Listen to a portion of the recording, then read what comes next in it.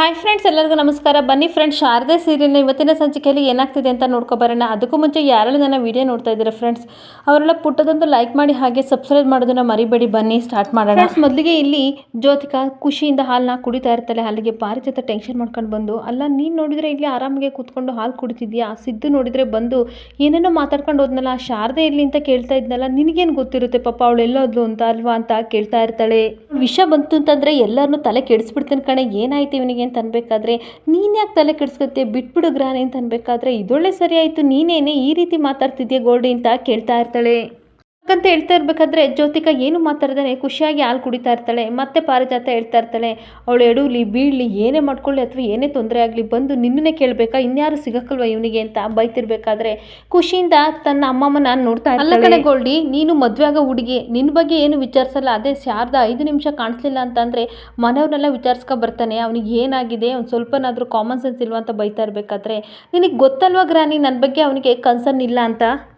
ಅಂದಮೇಲೆ ಅದ್ರ ಬಗ್ಗೆ ಯಾಕೆ ಯೋಚನೆ ಮಾಡಬೇಕು, ಬಾ ಕೂತ್ಕೊಂಡು ಹಾಲು ಕುಡಿ, ನಾನು ನಿನಗೊಂದು ಗ್ಲಾಸ್ ಹಾಲು ಥರ ಕೇಳ್ತೀನಿ ಅಂತ ಅಂದಾಗ, ಏನೇ ಆಗಿದೆ ಗ್ರಾನಿ ನಿನಗೆ, ಏನಾಗಿದೆ ಗೋಲ್ಡಿ ನಿನಗೆ, ಅಲ್ಲ ಹಾಲು ಕುಡಿಯೋನು ಬಾ ಅಂತ ಕರಿತಿದೆಯಲ್ಲ, ಏನೋ ಇಲ್ಲಿ ಮಿಸ್ ಹೊಡಿತಿದೆ ಅಂತ ಹೇಳ್ತಾ ಇರ್ತಾಳೆ.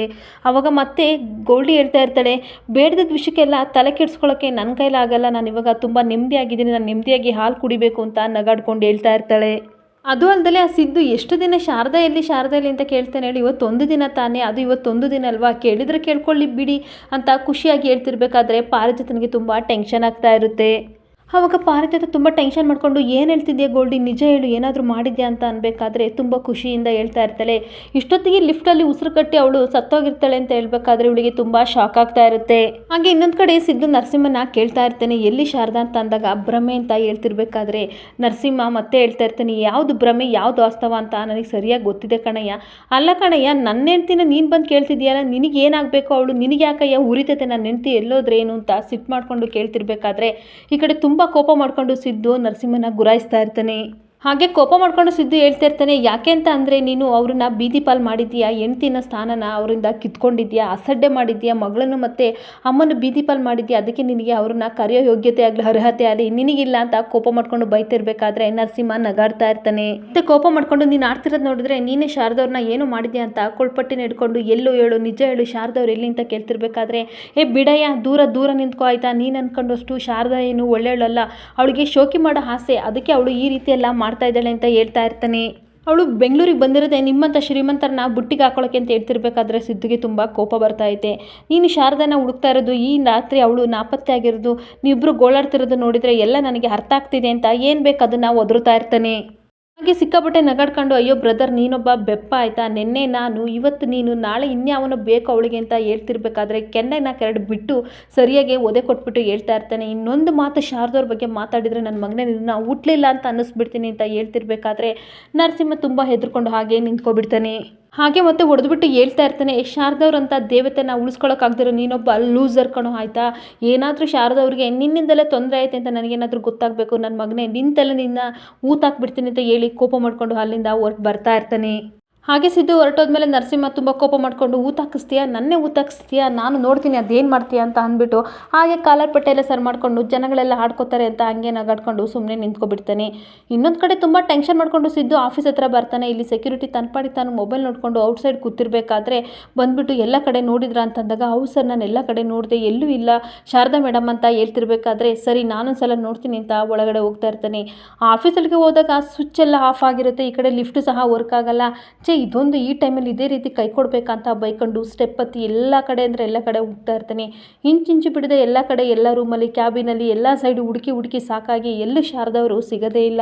ಹಾಗೆ ಸಿಗಲಿಲ್ಲ ಅಂತ ಹಾಗೆ ಬೇಜಾರು ಮಾಡಿಕೊಂಡು ಕಾರ್ ಹತ್ತೋಣ ಅಂತ ಬರ್ತಾ ಇರ್ತಾನೆ. ಮತ್ತು ಕಾರ್ ಡೋರ್ ಓಪನ್ ಮಾಡಿ ಈ ಕಡೆ ಟರ್ನ್ ಆದಾಗ ಶಾರದನ್ ಸೈಕಲ್ ನೋಡ್ತಾನೆ.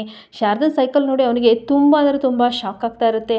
ಆಗ ಸೈಕಲ್ ಹತ್ರ ಹೋಗ್ಬಿಟ್ಟು, ಇದೇನಿದು ಶಾರದವ್ರ ಸೈಕಲ್ ಇಲ್ಲೇ ಇದೆ ಅಂತ ಅಂದಮೇಲೆ ಶಾರದವರು ಇಲ್ಲೇ ಇರ್ತಾರೆ ಆಫೀಸಲ್ಲಿ, ಹಾಗಾದರೆ ಎಲ್ಲಿ ಹೋಗ್ಬಿಟ್ರು ಅಂತ ಅಂದಾಗ ಸೆಕ್ಯೂರಿಟಿ ಸೆಕ್ಯೂರಿಟಿನೂ ಸಹ ಶಾಕ್ ಆಗ್ತಾನೆ.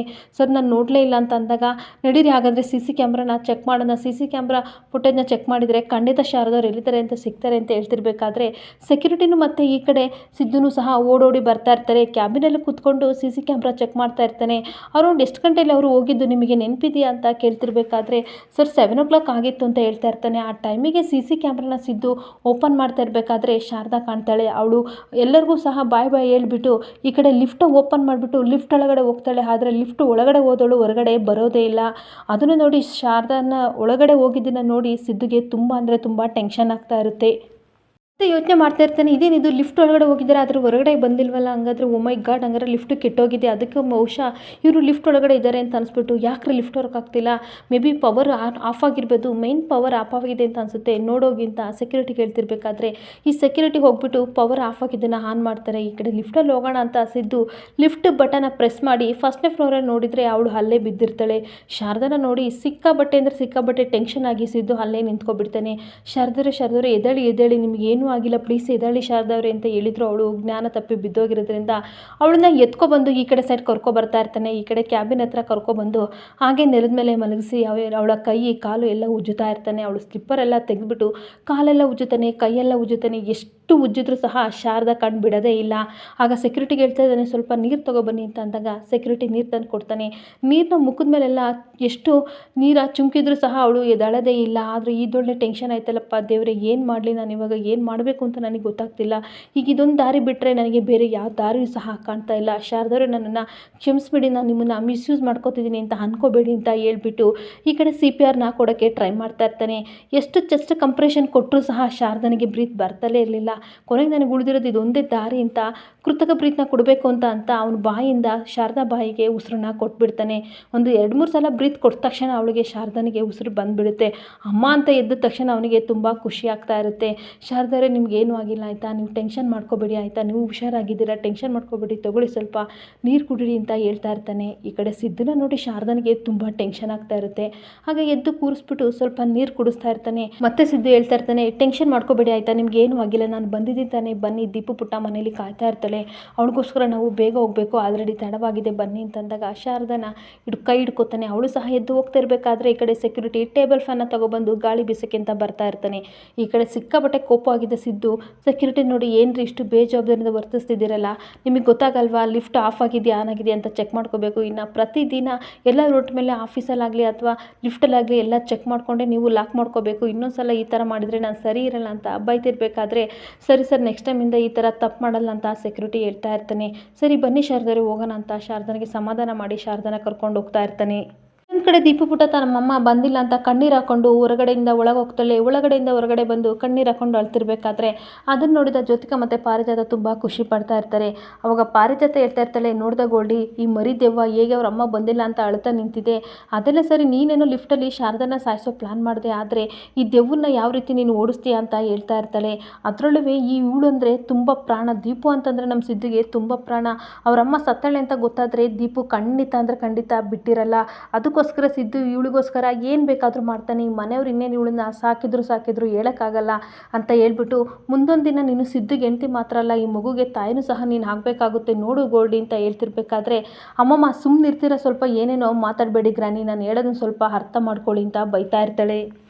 ನೋಡು ಗ್ರಾನಿ, ಇದನ್ನೆಲ್ಲ ಬಿಟ್ಟಾಕ್ಬಿಡಿ ಆಯಿತಾ, ಆ ಶಾರದಾ ಬದುಕಿದ್ರೆ ತಾನೇ ಇವಳಿಗೆ ಈ ಮನೇಲಿ ಸ್ಥಾನ ಇರೋದು. ಆ ಶಾರದನೇ ಮುಗಿಸ್ತೀನಿ ಅಂತಂದಮೇಲೆ ಈ ಮಗುನ ಈ ಮನೆಯಿಂದ ಓಡ್ಸೋಕ್ಕಾಗಲ್ವ, ದೀಪು ಎಲ್ಲಿರಬೇಕೋ ಆ ಜಾಗಕ್ಕೆ ಖಂಡಿತ ಕಳಿಸ್ತೀನಿ ಅಂತ ಹೇಳ್ತಿರ್ಬೇಕಾದ್ರೆ ಪಾರಿಜಾತನಿಗೆ ತುಂಬ ಖುಷಿ ಆಗ್ತಾ ಇರುತ್ತೆ. ಇನ್ನೊಂದು ಕಡೆ ಸಿದ್ದು ಶಾರದಾನ ಕರ್ಕೊಂಡು ಹೊರಗಡೆ ಬರ್ತಾನೆ. ಹಾಗೆ ಕಾರ್ ಹತ್ರ ನಿಂತ್ಕೊಂಡು ಸೆಕ್ಯೂರಿಟಿಗೆ 2 ಜ್ಯೂಸ್ ಥರ ಕೇಳಿರ್ತಾನೆ. ಈ ಕಡೆ ಶಾರದಾ ತುಂಬ ಬೇಜಾರಾಗಿರ್ಬೇಕಾದ್ರೆ ಸಿದ್ದು ಹೇಳ್ತಾ ಇರ್ತಾನೆ, ಶಾರದವ್ರೆ ಬೇಜಾರು ಮಾಡ್ಕೋಬೇಡಿ, ಟೆನ್ಷನ್ ಮಾಡ್ಕೋಬೇಡಿ, ಇಷ್ಟರಲ್ಲೇ ಎಲ್ಲ ಆಯ್ತಲ್ವ, ಏನೂ ಆಗಿಲ್ವಲ್ಲ ಅಂತ ಅಂದಾಗ ಸುಮ್ಮನಾಗ್ಬಿಡ್ತಾಳೆ. ಅವಾಗ ನೋಡಿ ನಿಮ್ಗೆ ಏನಾದರೂ ಉಸಿರಾಡೋಕ್ಕೆ ತೊಂದರೆ ಆದರೆ ಹೇಳಿ, ನಾನು ಡಾಕ್ಟರ್ ಹತ್ರ ಕರ್ಕೊಂಡು ಹೋಗ್ತೀನಿ ಅಂತ ಹೇಳ್ತಿರ್ಬೇಕಾದ್ರೆ ಏನಿಲ್ಲ ಸರ್ ಇವಾಗ ಆರಾಮಾಗಿದ್ದೀನಿ ಅಂತ ಹೇಳ್ತಾ ಇರ್ತಾಳೆ. ಅವಾಗ ಸಿದ್ದು ಕೇಳ್ತಾ ಇರ್ತಾನೆ, ಅಲ್ಲ ಶಾರದವ್ರೆ, ನೀವು ಲಿಫ್ಟ್ ಒಳಗಡೆ ಹೋದಾಗ ಯಾರನ್ನೂ ಕೂಗ್ಲಿಲ್ವ, ನೀವು ಯಾರಾದರೂ ಬರ್ತಿದ್ರಲ್ವ ಅಂದಾಗ ಸರ್ ಎಲ್ಲರನ್ನೂ ಕೂಗಿದೆ ಸರ್, ಜೋರಾಗೆ ಕೂಗಿದೆ, ಆದರೆ ಯಾರೂ ಬರಲಿಲ್ಲ, ಯಾರಿಗೂ ಸಹ ಕೇಳಿಸ್ಲಿಲ್ಲ ಅಂತ ಅನಿಸುತ್ತೆ ಅಂತ ಹೇಳ್ತಾ ಇರ್ತಾಳೆ. ಅಷ್ಟೊತ್ತಿಗೆ ಹೌದಾ ನಿಮ್ಮ ಫೋನ್ ಏನಾಯಿತು ಅಂತ ಕೇಳ್ತಿರ್ಬೇಕಾದ್ರೆ ನನ್ನ ಫೋನ್ ಸ್ವಿಚ್ ಆಫ್ ಆಯಿತು ಸರ್, ಅದಕ್ಕೆ ಯಾರಿಗೂ ಕಾಲ್ ಮಾಡೋಕ್ಕಾಗಲ್ಲ ಅಂತ ಹೇಳ್ತಿರ್ಬೇಕಾದ್ರೆ ಅಲ್ಲ ಶಾರದವ್ರೆ, ಆಫೀಸಲ್ಲಾದರೂ ಇಟ್ಕೊಂಡು ಫೋನ್ ಚಾರ್ಜಿಗೆ ಹಾಕಬೇಕಲ್ವಾ, ಇಂಥ ಟೈಮಲ್ಲಿ ಫೋನ್ ಇಂಪಾರ್ಟೆಂಟ್ ಅಲ್ವಾ ಅಂತ ಹೇಳ್ತಾ ಇರ್ತಾನೆ. ಮತ್ತೆ ಹೇಳ್ತಾ ಇರ್ತಾನೆ, ಅಲ್ಲ ನಿಮ್ಗೆ ಯಾರಿಗಾದರೂ ಆಫೀಸಲ್ಲಿ ಯಾರಿಗಾದರೂ ನಿಮ್ಮ ಮೇಲೆ ಬೇಜಾರಿದೆಯಾ, ಏಕೆಂದರೆ ಇವಾಗಷ್ಟೇ ಬಂದರೆ ಅಂದರೆ ನಿಮಗೆ ಕೆಲಸ ಬೇರೆ ಪರ್ಮನೆಂಟ್ ಆಯಿತು, ಅದಕ್ಕೆ ಈ ರೀತಿ ಎಲ್ಲ ಫೋರ್ಸ್ ಸಿಕ್ಕಿದೆ ಅಂತ ಯಾರಾದರೂ ನಿಮ್ಮ ಮೇಲೆ ಬೇಜಾರಾಗಿದ್ದಾರಾ, ಯಾರಾದರೂ ಸೇಡ್ ತೀರಿಸ್ಕೋಬೇಕು ಅಂತ ಈ ಥರ ಯಾರಾದರೂ ಮಾಡಿದ್ರ ಅನ್ಬೇಕಾದ್ರೆ ನನಗೆ ಆ ಥರ ಶತ್ರುಗಳು ಯಾರೂ ಇಲ್ಲ ಸರ್, ನನಗೆ ಆ ಥರ ನನಗೆ ಗೊತ್ತಿರೋ ಪ್ರಕಾರ ಯಾರೂ ಇಲ್ಲ, ಮಿಸ್ ಆಗಿ ಸಿಗಾಕೊಂಡೆ ಅಂತ ಅನಿಸುತ್ತೆ ಅಂತ ಹೇಳ್ತಾ ಇರ್ತಾಳೆ. ಅಷ್ಟೊತ್ತಿಗೆ ಸೆಕ್ಯೂರಿಟಿ ಜ್ಯೂಸ್ನ ತಂದುಕೊಡ್ತಾರೆ. ಕುಡೀರಿ ಶಾರದವ್ರೆ, ಪರವಾಗಿಲ್ಲ ಹೋಗೋಣ ಮನೆಗೆ ಅಂತ ಜ್ಯೂಸ್ ಕೊಟ್ಟಾಗ ಅವಳು ಸಹ ಕುಡಿತಾ ಇರ್ತಾಳೆ. ಇನ್ನೊಂದು ಕಡೆ ದೀಪು ಪುಟ್ಟ ತುಂಬ ಟೆನ್ಷನ್ ಮಾಡ್ಕೊಂಡು ಅಳ್ತಾ ಇರಬೇಕಾದ್ರೆ ಅಲ್ಲಿ ಸುಮಿತ್ರ ಬಂದು ಆಪಲ್ ಕಟ್ ಮಾಡ್ಕೊಡ್ತೀನಿ ಬಾ ಪುಟ್ಟ ಅಂತ ಕರಿತಾ ಇರ್ತಾಳೆ. ಇಲ್ಲ ಅಮ್ಮಮ್ಮ, ನನಗೆ ಏನು ತಿನ್ನೋಕ್ಕೂ ನನಗೆ ಮನಸ್ಸಿಲ್ಲ, ಅಮ್ಮ ಬೇಕು ಅಂತ ಅಳ್ತಾ ಇರ್ತಾಳೆ. ಯಾಕೆ ಪುಟ್ಟ ಯಾವತ್ತೂ ಅಮ್ಮನ ಕೇಳ್ತಿರ್ಲಿಲ್ಲ, ಇವತ್ತು ಕೇಳ್ತಿದ್ಯಾ ಅಂತ ಅನ್ಬೇಕಾದ್ರೆ ಇಲ್ಲ ನನಗೆ ಅಮ್ಮ ಬೇಕೇ ಬೇಕು ಅಂದಾಗ ಇರು ಕಾಲ್ ಮಾಡ್ತೀನಿ ಅಂತ ಕಾಲ್ ಮಾಡಿದರೆ ಈ ಕಡೆ ಶಾರದಾಗೆ ಫೋನು ಕನೆಕ್ಟ್ ಆಗ್ತಾ ಇರಲ್ಲ. ಅವಳಿಗೂ ಸಹ ತುಂಬ ಟೆನ್ಷನ್ ಆಗ್ತಾ ಇರುತ್ತೆ. ಆವಾಗ ದಶರಥ ಟೆನ್ಷನ್ ಮಾಡ್ಕೋಬೇಡ, ನಾನು ಸಿದ್ದುಗೆ ಕಾಲ್ ಮಾಡ್ತೀನಿ ಅಂತ ಅವನು ಟ್ರೈ ಮಾಡ್ತಾ ಇರ್ತಾನೆ. ಇದೇನಿದು ಸಿದ್ದುನೂ ಸಹ ಕಾಲ್ ರಿಸೀವ್ ಮಾಡ್ತಿಲ್ವಲ್ಲ ಅಂತ ಯೋಚನೆ ಮಾಡಿಬಿಟ್ಟು ಏನಾದರೂ ಪ್ರಾಬ್ಲಮ್ ಆಗಿರ್ಬೋದಾ ಅಂತ ಯೋಚನೆ ಮಾಡ್ತಾ ಇರ್ತಾನೆ. ಆದರೂ ಸಹ ದೀಪು ಪುಟ್ಟನಿಗೆ ಸಮಾಧಾನ ಮಾಡಿ ನಿಮ್ಮಮ್ಮ ಬರ್ತಾರೆ ಅಂತ ಹೇಳ್ತಾ ಇರ್ತಾರೆ. ಇನ್ನೊಂದು ಕಡೆ ಸಿದ್ದು ಶಾರದನ ಮನೆಗೆ ಕರ್ಕೊಬಂದಿದ ತಕ್ಷಣ ಅದನ್ನು ನೋಡಿ ಶಾಕಾಗಿ ಪಾರಿಜಾತ ಹಾಗೆ ಜ್ಯೋತಿಕಾ ನಿಂತ್ಕೊಬಿಡ್ತಾರೆ. ಇಲ್ಲಿಗೆ ಈ ವಿಡಿಯೋ ಎಂಡ್ ಆಗ್ತಿದೆ. ಈ ವಿಡಿಯೋ ಇಷ್ಟ ಆದರೆ ಪುಟ್ಟದೊಂದು ಲೈಕ್ ಮಾಡಿ, ಫಾಲೋ ಮಾಡಿ. Thank you.